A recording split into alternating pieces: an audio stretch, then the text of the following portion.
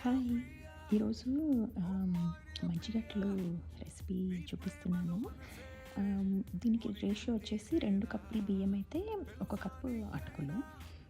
ఇవన్నీ బాగా క్లీన్ చేసుకొని బియ్యము కొంచెం అందులో మెంతులు వేసి మజ్జిగలో నానబెట్టాలి. అటుకులేమో నార్మల్‌గానే వాటర్‌లోనే నానబెట్టుకొని తర్వాత ఓవర్ నైట్ అంతా సోక్ చేసి నెక్స్ట్ డే మార్నింగ్ గ్రైండ్ చేసేసుకొని మనము కొంచెం ఫర్మెంటేషన్‌కి పెట్టేయాలి. సో, మన పిండి రెడీ అయిపోతుంది. అండ్ దోసలాగా స్ప్రెడ్ చేయకూడదు. ఇలా 2 గరిటెలు అలా వేసేసి అలా వదిలేసి మూత పెట్టేయాలి.